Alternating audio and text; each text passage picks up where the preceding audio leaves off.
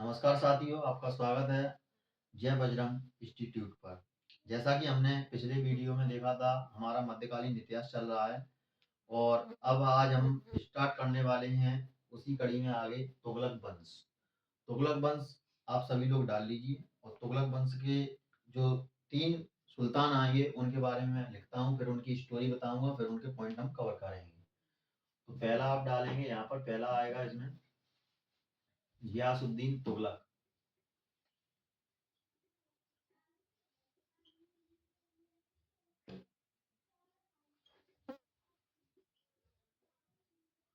और दूसरा तुम्हारा आएगा मोहम्मद बिन तुगलक।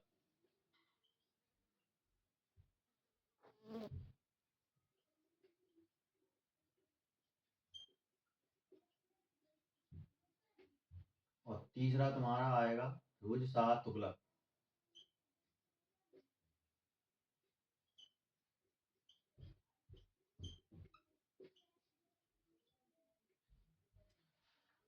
ये रहेगा आपका 1320 से लेके 1325 तक। ये रहेगा आपका 1325 से लेके 1351 तक। आप सभी लोग ईस्वी लिखते चलना, ठीक है? मेरे से अगर छूट जाए तो आप लिखते चलना। और ये रहेगा आपका 1351 से लेके 1388 तक, ठीक है? 87 कहेंगे, 88 में तो इसकी मृत्यु हो जाती है। तो ये रहेगा। तो इन तीनों के विषय में हम चर्चा करेंगे। तो सबसे पहले हम समझते हैं कि गियासुद्दीन तुगलक कौन है। तो गियासुद्दीन तुगलक, हमने देखो दिल्ली सल्तनत में अभी तक वंश पढ़े थे, तो वो सारे के सारे हमने देखो पहले गुलाम वंश पढ़ा। गुलाम वंश को मामलुक वंश या कुतुबी वंश भी कहते हैं। उसके बाद हमने कौन सा पढ़ा? खिलजी वंश पढ़ा, ठीक है? और खिलजी वंश के बाद हमने कौन सा पढ़ना है? अब ये वाला पढ़ना है, गुल खिलातू साले तुगलक वंश पढ़ना है अपन को, ठीक है? तो वो ट्रिक मैंने आपको बताई थी, गुल खिलातू साले। तो अब तुगलक वंश में अपन देखते हैं कि इसने क्या किया था।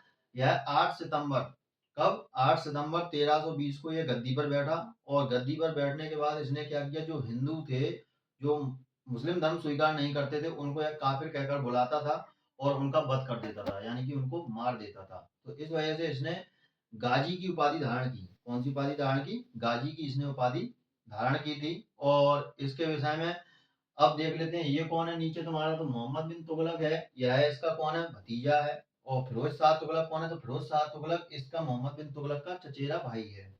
तो यहाँ पर ये कहानी पूरी स्टार्ट होगी। तो मोहम्मद बिन जो गियासुद्दीन तुगलक हैं, तो गियासुद्दीन तुगलक ने क्या किया? कुओं और नहरों का सबसे पहले निर्माण करवाया। मतलब अपने भारत देश में यदि कुओं और नहरें बनी है तो यह किसकी देन है? गियासुद्दीन तुगलक की देन है। पहले कोई जानता नहीं था कि कुएं क्या है, नहरें क्या है, ये इसी ने बनवाई है। अब हुआ क्या, इसने कुओं नहरें बनवा दी। इसके बाद इसने तुगलकाबाद एक नगर बसाया और उसी नगर में एक 56 कोट नाम का दुर्ग बसाया। अब गियासुद्दीन तुगलक जैसे ही बंगाल अभियान के लिए जाता है तो अपने भतीजे, जो कि मोहम्मद बिन तुगलक है, उससे बोल जाता है कि बेटा तुम यहाँ पर राज्य का कारोबार संभालना और मैं बंगाल अभियान पर जा रहा हूँ। तो मोहम्मद बिन तुगलक कह देता है, ठीक है चचा जान, आप जाइए, हम देख लेंगे पीछे से जो होगा। लेकिन मोहम्मद बिन तुगलक गद्दी के लालच में क्या करता है कि जो तुगलकाबाद था, तुगलकाबाद से 8 किलोमीटर दूर अफगानपुर में एक लकड़ी का महल तैयार करवाता है, डायनामाइट की तरह। जैसा कि आपने फिल्मों में देखा होगा कि बॉर्डर के पास अपन जाते हैं तो वहां पर डायनामाइट जमीन में बिछे रहते हैं और जिस पर अपन पैर रखते हैं, पैर उठाते हैं तो क्या हो जाता है? फट जाता है। ऐसे ही इन्होंने एक लकड़ी का महल बनवा दिया और हुआ वो देखने से वह मतलब असली महल की तरह दिखता था दूर से। और उसमें ऐसा सिस्टम किया बीच में कि जैसे ही चचा जान उस पर पैर रखेंगे और वो महल उनके ऊपर पूरा गिर जाएगा और वो दब जाएंगे, मर जाएंगे और गद्दी इसको मिल जाएगी। और हुआ भी ऐसा ही। जैसे ही आपका गियासुद्दीन तुगलक बंगाल अभियान से लौट कर आता है तो वो कहता है, मोहम्मद बिन तुगलक चचा जान आदाब, हमने तुम्हारे लिए बहुत अच्छा व्यवस्था की है, तुम्हारे लिए एक महल बनवाया है।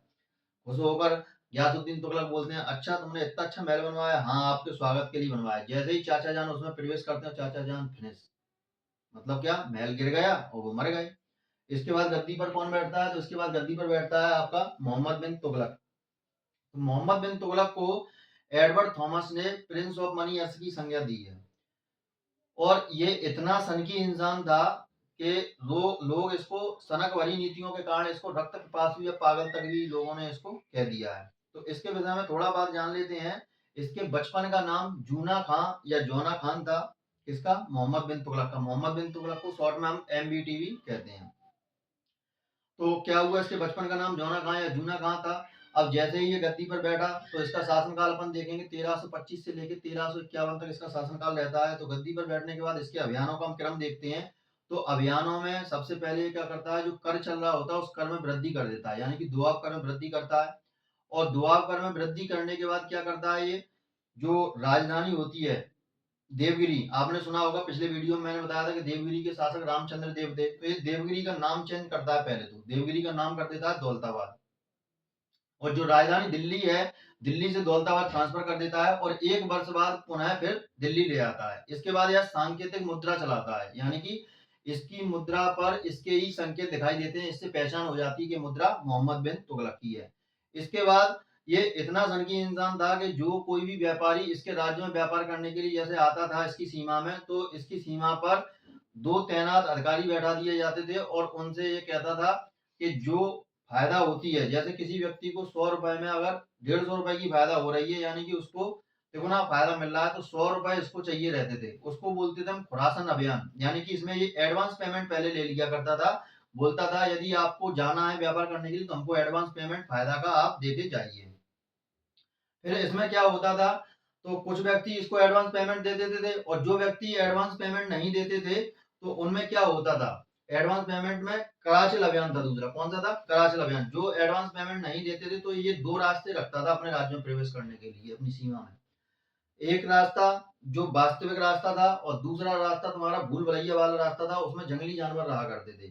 तो जो एडवांस पेमेंट इसको नहीं दिया करता था, इसको कराचिल अभियान के तहत रास्ता भटका देता, कहता इस रास्ते से जाओ जल्दी पहुंचोगे, और वहां पर जंगली जानवरों का वो शिकार हो जाते थे और मर जाते थे। अब देखते हैं यहाँ पर क्या हुआ आगे। 1333 ईस्वी की बात है।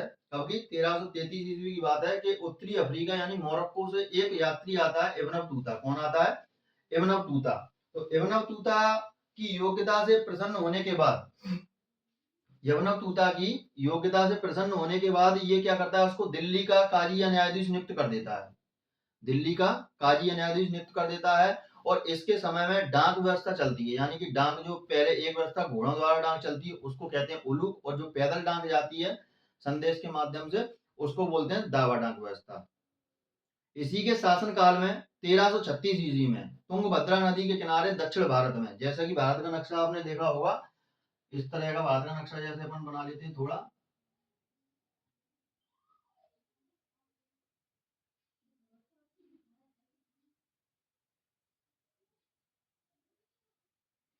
तो यहाँ पर क्या है, दक्षिण भारत में, दक्षिण भारत में अपन देखें ये हो गया उत्तर भारत और ये हो गया दक्षिण भारत। तो दक्षिण भारत में क्या होता है, तुंगभद्रा नदी के किनारे हरियर और बुक्का नामक 2 भाई होते हैं, और यह विजयनगर साम्राज्य की स्थापना करते हैं। विजयनगर साम्राज्य की राजधानी क्या रखते हैं? हम्पी। इन्हीं के शासनकाल में एक इनके मन में इतनी दयालुता थी कि इन्होंने जैन साधु जिन प्रभु सूरी को संरक्षण दिया, मतलब उनको दरबार में बुलाया और उनका सम्मान किया। 1347 ईस्वी में इन्हीं के शासनकाल में एक दक्षिण भारत में और साम्राज्य की स्थापना होती है, और उस साम्राज्य को कहते हैं बहमनी साम्राज्य। इसकी स्थापना कौन करता है? हसन गंगू नाम का एक व्यक्ति करता है, मुस्लिम नया मुस्लिम साम्राज्य बनाता है, और इसी को हम आगे अलाउद्दीन बहमनी के नाम से भी जानेंगे। तो इसको क्या है, इस्माइल खां जो होते हैं जफर खां की इसको उपाधि देते हैं। किसको? हसन गंगू को। और यही हसन खां जो हसन गंगू है, यह है जफर खां के बाद यह अपने आप को अलाउद्दीन बहमन शाह के नाम से घोषित करवा लेता है। अब यहाँ पर क्या होता है, 1351 में थट्टा के निकट इसकी मृत्यु हो जाती है। किसकी? मोहम्मद बिन तुगलक की। और ये एक ऐसा मात्र दिल्ली सल्तनत का सुल्तान था जो हिंदुओं के त्योहार होली में भाग लेता था। जब ये मरता है तो कहा जाता है कि अंततः प्रजा को राजा से, क्या मतलब, अंततः राजा को प्रजा से, प्रजा को राजा से मुक्ति मिल गई। ऐसा कौन कहता है? ऐसा बंदायनी कहता है कि आज मतलब एक पागल राजा की मृत्यु हो गई, सनकी राजा की मृत्यु हो गई, अंततः प्रजा मुक्त हो गई। तो ये थे तुम्हारे मोहम्मद बिन तुगलक के पॉइंट। तो चलिए हम पहले ये थोड़े पॉइंट लिख लेते हैं, उसके बाद हम आगे की स्टोरी कवर करेंगे। यदि आपको चीजें समझ में आती हैं तो लाइक और कमेंट शेयर जरूर किया करें। यदि आपके मन में कोई प्रश्न हो तो आप हमें कमेंट सेक्शन में बताया करें। चलिए चलते हैं। तो पहले अपन डालेंगे क्या, गयासुद्दीन तुगलक, ठीक है। गयासुद्दीन तुगलक के अपन पहले फैक्ट लिखेंगे। तो यहाँ पर क्या लिखेंगे अपन पहले, 8 सितंबर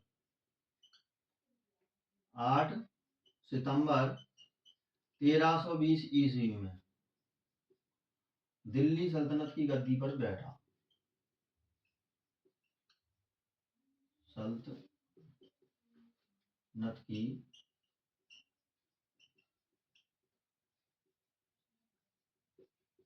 गद्दी पर बैठा। गाजी की उपाधि धारण की, या ऐसे लिखेंगे अपन, दिल्ली सल्तनत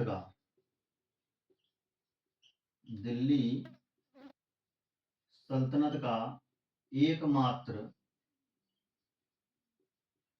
सुल्तान जिसने गाजी की उपाधि धारण की, गाजी की उपाधि धारण की। आपको एक चीज और बता दूं, गाजी की उपाधि से संबंधित जो बाबर रहता है वह खानवा युद्ध के पश्चात वो भी गाजी की उपाधि धारण करता है। यदि आप कंफ्यूजन पॉइंट में साइड में अपने नोट्स में लिखना चाहें तो ये बात लिख सकते हैं। इसके बाद क्या होता है, बंगाल, अब क्या लिखते हैं, पहले अपन लिखेंगे तुगलकाबाद नामक शहर की स्थापना की। तुगलकाबाद नामक शहर की स्थापना की,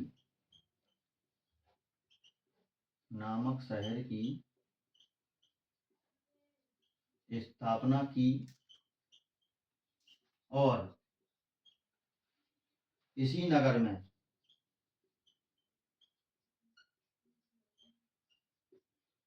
छप्पन कोट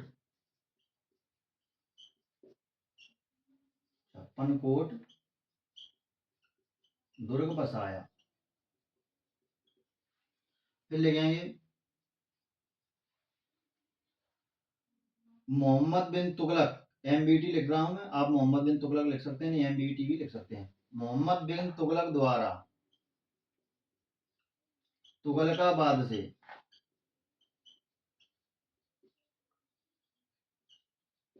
8 किलोमीटर दूर, 8 किलोमीटर दूर अफगानपुर में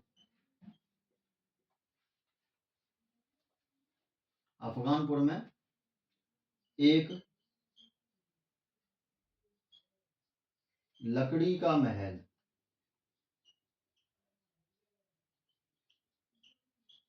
एक लकड़ी का महल बनवाया, ठीक। और लिखेंगे यहाँ पर बीच में, यहाँ पर एक पॉइंट लिख लेंगे अपन, कुआं और नहरों का निर्माण, कुआं और नहरों का निर्माण, ठीक है। एक लकड़ी का महल बनाया जिसमें बंगाल अभियान से लौटते समय, बंगाल अभियान से लौटते समय, बंगाल अभियान से लौटते समय लकड़ी के महल में दबकर,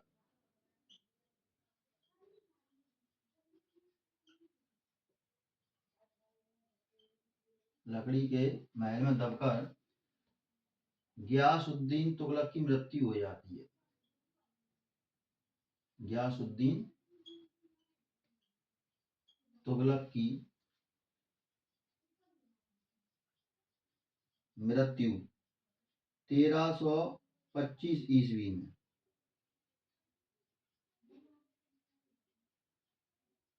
हो जाती है। स्क्रीनशॉट लीजिए, मैं इसको मिटा रहा हूं, फिर आगे के पॉइंट कवर करते हैं।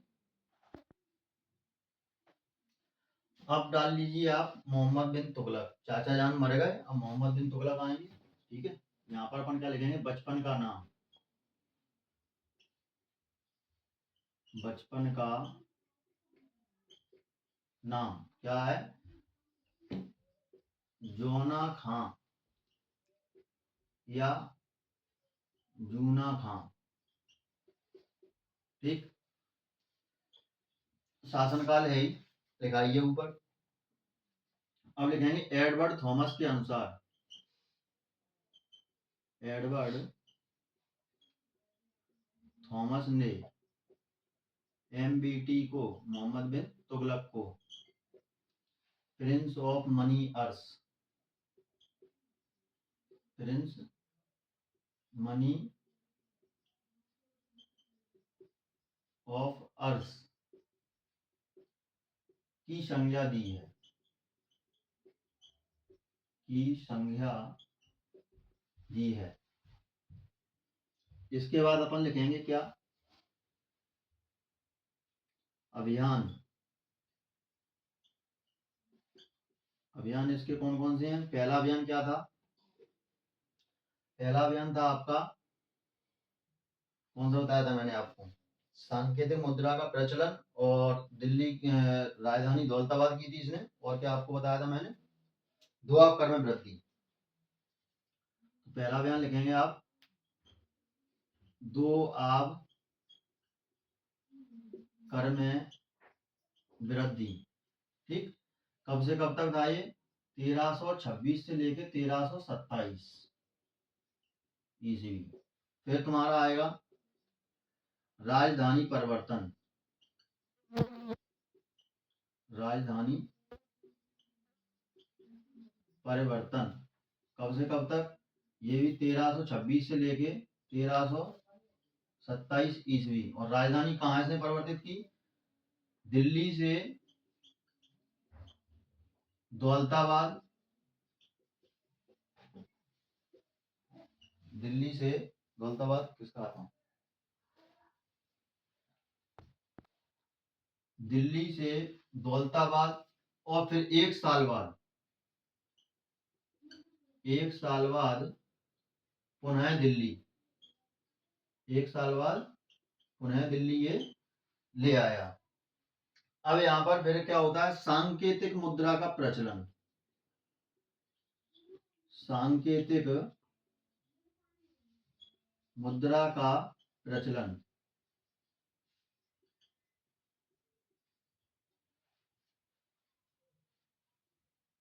सांकेतिक मुद्रा का प्रचलन, तो सांकेतिक मुद्रा का प्रचलन में क्या था? ये था आपका 1328 से 1329। इसमें इसने क्या किया? सांकेतिक मुद्रा का प्रचलन किया। इसके बाद इसका अभियान था खुरासन और कराचिल। खुरासन, खुरासन में क्या लिखेंगे? एडवांस पेमेंट, जैसा कि मैंने आपको बताया था अभी, एडवांस पेमेंट। और कराचिल अभियान, वो कराचिल अभियान, कराचिल अभियान में क्या था? रास्ता भटक, कराचिल अभियान में क्या था? रास्ता भटक। अब फिर देखते हैं यहां पर इस सनक भरी, ऐसा लिखना, सनक भरी क्रूरतापूर्ण, सनक भरी क्रूरतापूर्ण योजनाओं के कारण, योजनाओं के कारण क्या कहा जाता है इसको? रक्त पिपासु या पागल, पागल या रक्त पिपासु, पागल या रक्त पिपासु इसको कहा जाता है। फिर क्या होता है? 1333 में, 1333 ईस्वी में उत्तरी अफ्रीका से,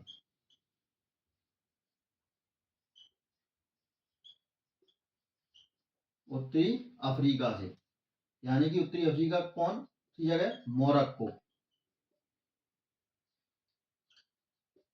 इब्न बतूता आता है,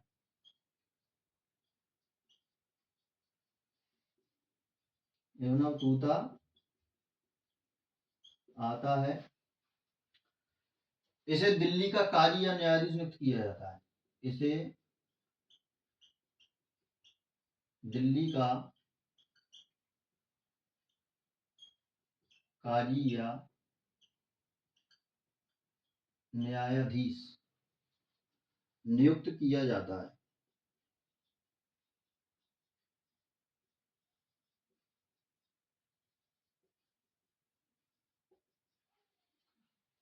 ठीक है, अब यहाँ पर लिख लेता हूँ कुछ पॉइंट। दिल्ली का काजी या न्यायाधीश नियुक्त किया जाता है। फिर डाक व्यवस्था दो प्रकार की थी। डाक व्यवस्था दो प्रकार की थी। दो प्रकार की थी। पहली आपकी अश्व डाक व्यवस्था। अश्व डाक व्यवस्था को क्या कहा जाता था? उलूक। और जो पैदल डाक व्यवस्था थी, पैदल डाक व्यवस्था, इसको क्या कहा जाता था? दावा। इसको क्या कहा जाता था? दावा। ठीक, स्क्रीनशॉट लीजिए, इसको मिटा रहा हूं। अब क्या होता है यहां पर 1337 में, 1337 में दक्षिण भारत में, 1337 में दक्षिण भारत में तुंगभद्रा नदी के किनारे, तुंगभद्रा नदी के किनारे हरिहर और बुक्का, हरिहर और बुक्का नामक दो भाई, नामक दो भाई विजयनगर साम्राज्य की स्थापना करते हैं। विजयनगर साम्राज्य की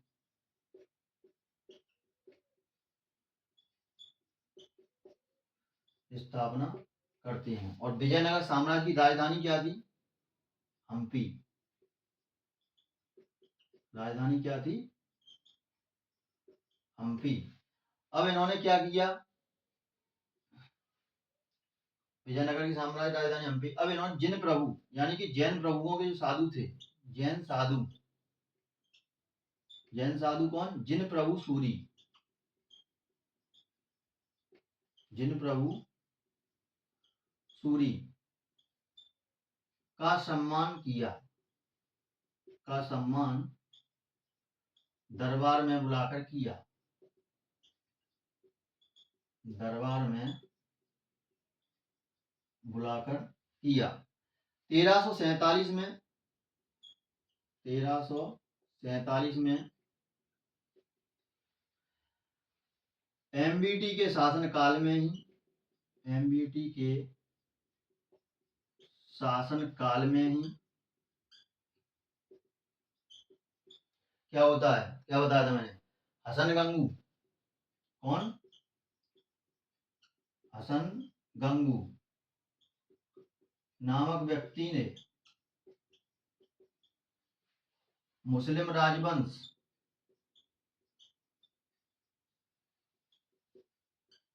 मुस्लिम राजवंश बहमनी साम्राज्य की स्थापना की।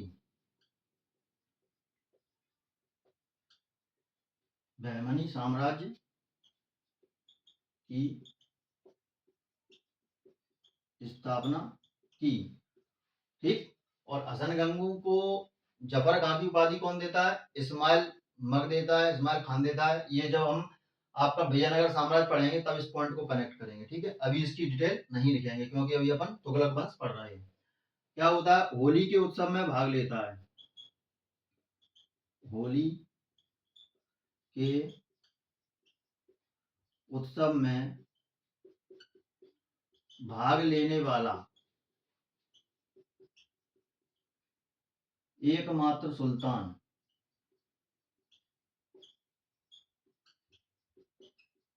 ठीक। 1300, एक चीज और लिख लेते हैं, जो बंजर भूमि थी किसानों की, उसको कृषि योग्य बनाने के लिए इसने अमीर कोही नामक विभाग बनाया। क्या लिखेंगे? बंजर भूमि को, बंजर भूमि को कृषि योग्य बनाने के लिए अमीर ए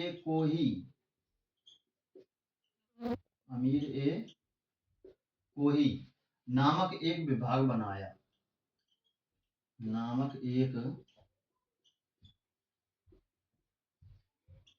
विभाग बनाया।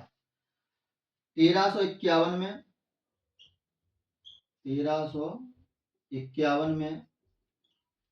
थट्टा के निकट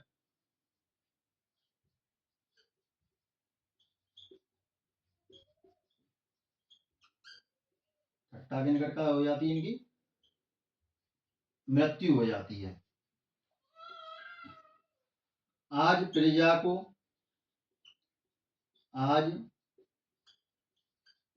को राजा से और राजा को प्रजा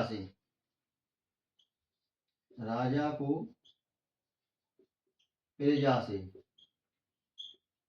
अंततः मुक्ति मिल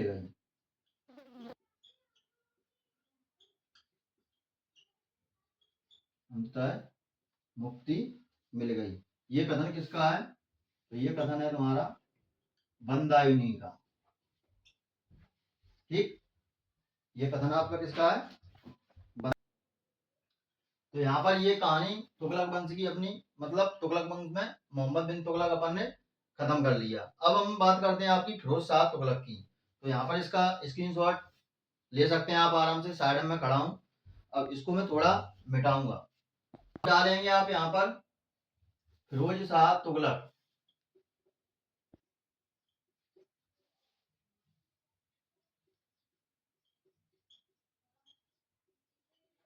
और ये कब से कब तक चलेगा तुम्हारा? ये चलेगा 1351 से लेके 1387 ईस्वी। ठीक, अब इसके विषय में थोड़ा सुन लीजिए। ये क्या था? मोहम्मद बिन तुगलक का चचेरा भाई था और आपका ये राजपूत राजा रणमल की पुत्री बीबी जैला का पुत्र था। तो यहाँ पर अपन कैसे लिखेंगे? जैसे अपन रीजनिंग पढ़ते हैं, रक्त संबंध वगैरह पढ़ते हैं, तो पिता हमेशा ऊपर आता है। तो यहाँ क्या लिखेंगे? रणमल राजपूत राजा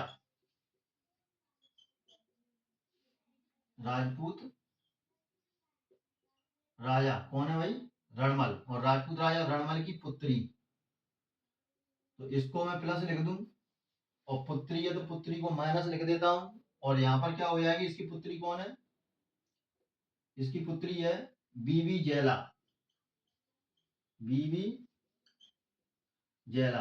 और बीबी जैला का जो पति रहता है, वो पति आ जाएगा इधर, पति रहता है रजब। पति कौन रहता है? रजब। और इसका, इन दोनों का जो पुत्र रहता है, और उस पुत्र का नाम है तुम्हारा फिरोज शाह तुगलक, FFT। ठीक, तो ये इसकी वंशावली है। और ये फिरोज शाह तुगलक किसका भाई है चचेरा? मोहम्मद बिन तुगलक का। अब फिरोज शाह तुगलक को क्या है? दिल्ली सल्तनत का अकबर या समाज सुधारक कहा जाता है, क्योंकि इसने काफी अच्छे काम किए थे। जैसे कि इसने सबसे लंबी नहरों का निर्माण करवाया। गयासुद्दीन तुगलक ने क्या किया? कुआं और नहरों का निर्माण करवाया। इसने सबसे लंबी नहरों का निर्माण करवाया, जिसमें 5 सबसे लंबी नहरें प्रमुख हैं, जिनमें से यमुना से हिसार 150 मील लंबी नहर का जिक्र हमको ज्यादा देखने को मिलता है। दूसरा क्या किया इसने? फ्री में अनाथों, अपंगों और महिलाओं की देखरेख के लिए दीवाने खैरात नामक एक विभाग बनवाया। इनकी दवा दारुओं के लिए इन्होंने दारुल सफा, फ्री में इनका इलाज होगा। और जो रड़ुए थे, कुआरे, जिनकी शादी नहीं हुई है, उनके लिए मैरिज ब्यूरो खुलवाए। कितना अच्छा काम किया है। और जो बेरोजगार थे, उनके लिए रोजगार कार्यालय खुलवा दिए भाई साहब ने। और क्या देखने को मिलता है? जो इसके गुलाम थे, गुलामों को देख रेख के लिए दीवाने बंदगान नामक एक विभाग बनवाया। और इसने क्या किया? हज की यात्रा, मतलब फ्री में हज की यात्रा कराता था। जैसे कोई मुसलमान जाना चाहते हैं हज पर, तो उनको फ्री में यात्रा कराता था, बोलता था तुम जाओ, खर्चा मैं दूंगा। दीवान ए इंसा पत्राचार विभाग की स्थापना और दीवान इश्तियाक पेंशन विभाग की इसने स्थापना की। और हक ए सर्व यानी कि कृषि के लिए इसने कृषि कर के लिए कृषि सिंचाई के लिए इसने हक ए सर्व नामक एक विभाग बनाया। 300 नए नगरों की इसने स्थापना की और अपने लिए इसने जो 5 नगर प्रमुख चुने थे जो इसको प्रिय थे, इनमें से एक फिरोजाबाद है जो इसने अपने ही नाम पर बसाया था, सबसे अधिक प्रिय था। इसके बाद इसका फतेहाबाद है और आपका फिरोजपुर है और हिसार है और जौनपुर है। जौनपुर इसने बड़े भैया, बहुत प्रेम करता था ये उससे, बड़े भैया की याद में इसने बनवाया, जौनपुर उसका नाम रखा। और ये जौनपुर आगे जाकर जो हमारे सरकी राजा रहते हैं, कौन, हुसैन शाह, उनकी यह राजधानी बनता है। और आपने सुना होगा, क्वेश्चन कई बार देखा हो कि अटाला मस्जिद किसने बनवाई, तो अटाला मस्जिद जो सरकी राजा हुसैन शाह थे इन्होंने ही बनवाई, इनका जिक्र आया तो यहाँ पर बता दिया। फिरोज शाह तुगलक वही है, यदि आपने मेरे पिछले वीडियो देखे हो तो उसमें मैंने बताया था कि कुतुब मीनार की नींव किसने रखी थी, कुतुबुद्दीन ऐबक ने। अपने गुरु कौन थे, गुरु गुरु कौन थे, याद है, अरे भाई बख्तियार काकी, उनकी याद में इसने क्या बनवाई थी, कुतुब मीनार। लेकिन नींव डाल के चला गया था, फाउंडेशन भर के चला गया था। और बाद में जो 4 मंजिल का निर्माण किसने करवाया था, इल्तुतमिश ने करवाया था। लेकिन इसने क्या किया, चौथी मंजिल का जीर्णोद्धार करवाया, छत डलवा दी, टूट फूट गई होगी। और आखिरी 5वीं मंजिल का निर्माण किसने करवाया था, फिरोज शाह तुगलक ने। यदि आपको ध्यान हो तो मैंने वीडियो में बताया था। इसने क्या किया, दिल्ली की जो राजकीय भाषा थी उसको फारसी रखा और दिल्ली में कोटला फिरोज शाह दुर्ग का इसने निर्माण करवाया। ठीक है, और यहाँ पर हम देखते हैं इसके बारे में क्या है। तो इसने जो मुस्लिम थे उनको दंड देना बंद कर दिया था और जो हिंदू थे, जो मुसलमान धर्म स्वीकार नहीं करते थे, उनको यह जिमी कहकर बुलाता था। गाना सुना, जिम्मी जिम्मी आजा आजा, लेकिन ये जिम्मी कहकर पुकारता था। ठीक, यहाँ से आपको ये पॉइंट ध्यान रहेगा, थोड़ा मतलब सस्पेंस जरूरी है, इससे आपका मन लगे पढ़ने में। इसके बाद क्या हुआ, इसने सोने, तांबे और चांदी के सिक्कों को मिक्स करके अद्दा और बिग नामक सिक्के चलाए। और इसने तांबे का सिक्का, संसगनी सिक्का जारी किया। कौन सा सिक्का जारी किया, संसगनी सिक्का जारी किया। इसने जियाउद्दीन बर्नी और सिराज शरीफ, शमसे सिराज शरीफ को क्या दिया, संरक्षण दिया। दिल्ली सल्तनत का एकमात्र ऐसा सुल्तान था जिसने अपनी आत्मकथा फुतुहत ए फिरोजशाही लिखी। क्या लिखी, फुतुहत ए फिरोजशाही लिखी, और जिसमें इसने अपने बड़े भैया का भी जिक्र किया। क्वेश्चन आता है लूसेंट में कि मोहम्मद बिन तुगलक का जिक्र किस पुस्तक में या किस कुरान मतलब किस रचना में किया गया था, वो कौन है, फुतुहत ए फिरोजशाही। इसने उड़ीसा के नागरकोटा में ज्वालामुखी मंदिर से आयुर्वेद ग्रंथ लूट लिया भाई साहब ने, और इसका फारसी में अनुवाद करा दिया। ठीक है, इसके बाद इसको दीवान ए हौज में दफनाया जाता है जब ये 1386 में मर जाता है, 87 में मर जाता है।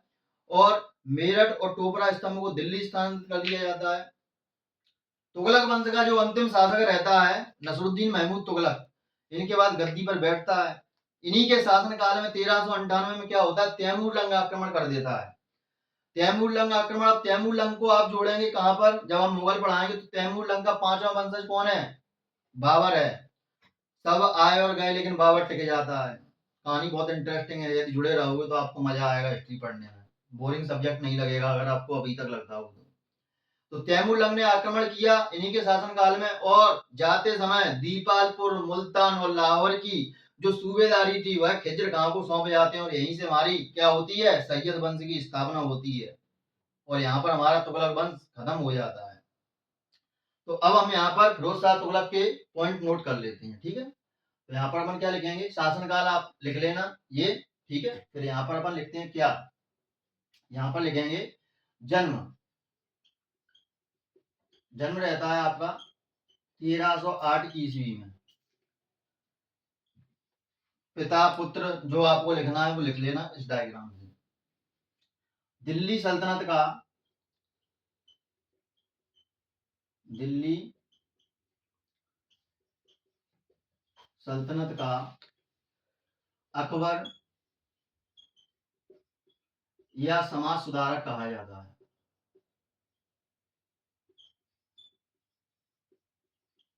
अकबर या समाज सुधारक कहा जाता है। दूसरा पॉइंट क्या लिखेंगे क्या किया था इसने आपका, दीवान ए खैरात, दीवान ए खैरात, दारुल ए सफा,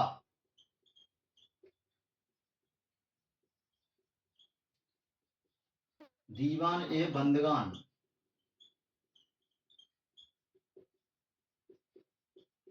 और तुम्हारा क्या किया था, रड़ुओं के लिए मैरिज ब्यूरो क्या लिखेंगे, अविवाहितों के लिए, अविवाहित, अविवाहितों के लिए मैरिज ब्यूरो,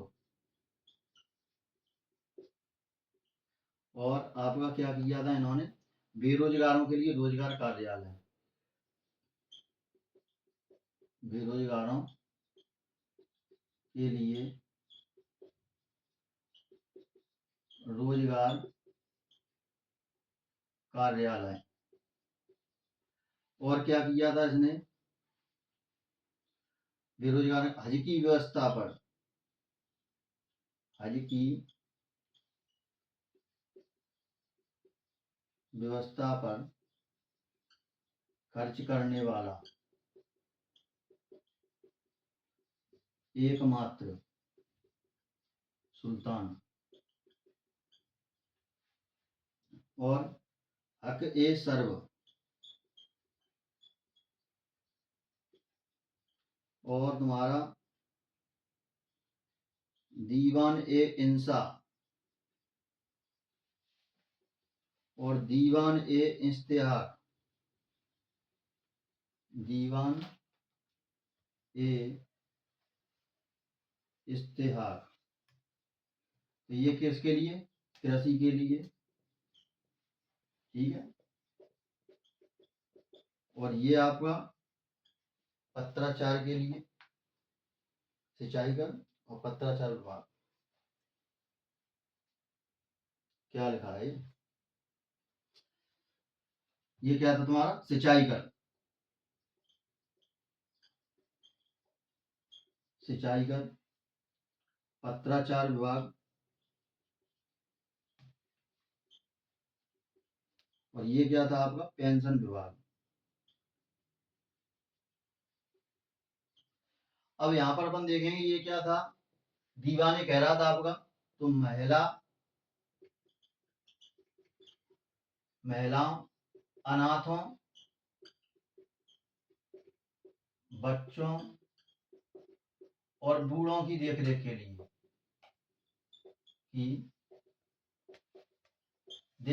लिए, ठीक है। निःशुल्क चिकित्सालय था भाई, दारुल ए सफा यानी कि दवा दारू, दारुल ए सफा यानी कि तुम्हारा क्या हो जाता है, निःशुल्क चिकित्सालय, निःशुल्क चिकित्सालय, ठीक है। और दीवाने बंदगान यानी कि दासों की देखरेख के लिए, दासों की देखरेख के लिए। वीडियो पॉज करो, ने करो करो, किनको फोन आ रहा, स्क्रीनशॉट लीजिए आप इसका, आप सभी, ठीक है, मैं इसको मिटाने वाला हूं। अब क्या किया इन्होंने, 300 नए नगरों का, एक क्या किया, 300 नए नगरों की स्थापना, 300 नए नगरों की स्थापना, जिनमें से 5 प्रमुख थे, जिनमें से 5 नगर प्रमुख कौन कौन से थे, पहला आपका था फिरोजाबाद, दूसरा आपका क्या था, फतेहाबाद, तीसरा आपका कौन सा था, फिरोजपुर, चौथा आपका कौन सा था, हिसार, और पांचवा आपका कौन सा था, जौनपुर। फिरोजाबाद इसने अपने नाम से ही बसाया था, तो ये इसको सबसे अधिक प्रिय था,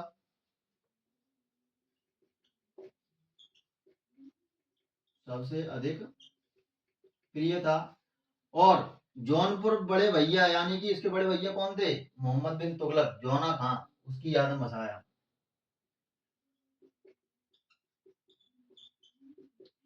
जौना खां या जूना खां की याद में। और ये जौनपुर वही है जो मैंने बताया था आगे जाकर सरकी राजाओं की राजधानी बनेगा, और जिन्होंने अटाला मस्जिद का निर्माण करवाया था सरकी राजा कौन, हुसैन साहब। तो इस पॉइंट को आप साइड में लिखना चाहें तो लिख सकते हैं, मैं इसमें नहीं लिखूंगा। इसके बाद क्या होता है, इसने 5 सबसे बड़ी नहरें, 5 सबसे बड़ी नहरों का निर्माण, 5 सबसे बड़ी नहरों का निर्माण करवाया, जिनमें से एक नहर जो चर्चा में है, और उस नहर का नाम क्या है, यमुना से हिसार। 150 मील लंबी है, पुस्तक में लिखना 150 मील लंबी। और भाई साहब ने क्या काम किए थे, तो इसने नहरों का निर्माण करवा दिया। सबसे ज्यादा गुलामों की संख्या भी यदि थी किसके पास, तो इसी के पास थी। लूसेंट की सीरीज में आपको क्वेश्चन देखने को मिलेगा जब मैं आपको सीरीज कराऊंगा, तो उसके सबसे ज्यादा गुलाम किसके शासनकाल में थे, तो सबसे ज्यादा गुलाम फिरोज शाह तुगलक के शासनकाल में ही थे। तो क्या लिखेंगे यहाँ पर, सबसे ज्यादा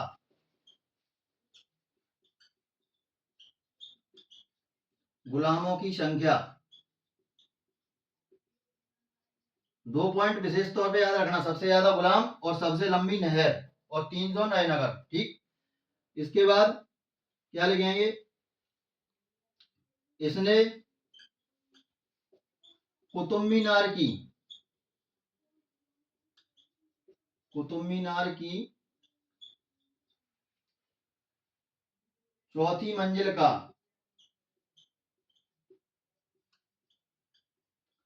चौथी मंजिल का निर्माण या जीर्णोद्धार,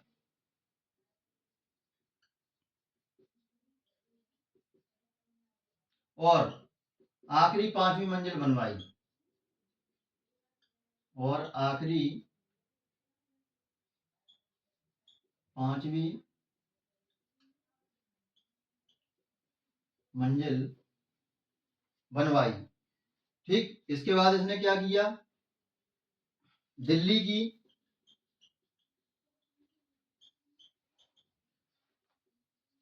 राजकीय भाषा, दिल्ली की राजकीय भाषा इसने क्या की, फारसी। और दिल्ली में कोटला फिरोज शाह दुर्ग का निर्माण, कोटला फिरोज शाह दुर्ग का निर्माण करा दिया। ठीक, इसके बाद पॉइंट लिखेंगे, मुस्लिमों को इसने दंड देना बंद कर दिया, मुस्लिमों को दंड देना बंद कर दिया। और हिंदुओं को क्या कहता था, जिमी, हिंदुओं को जिमी कहकर बुलाता था, जिमी कहकर बुलाता था।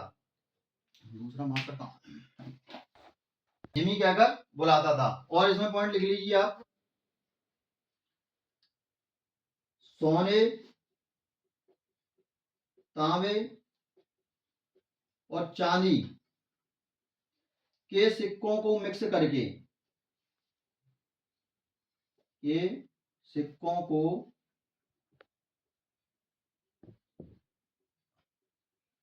मिक्स करके अद्दा और बिख, अद्दा और बिक सिक्के चलाए। और तांबे का सिक्का कौन सा चलाया था, संसगनी, यहां पे लिख लेते हैं साइड में, तांबे का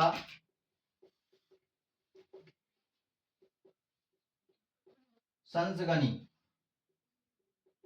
तांबे का संसगनी सिक्का, सॉरी जस्ते का, जस्ता कर लेना यहाँ पर, जस्ते का संसगनी सिक्का जारी किया।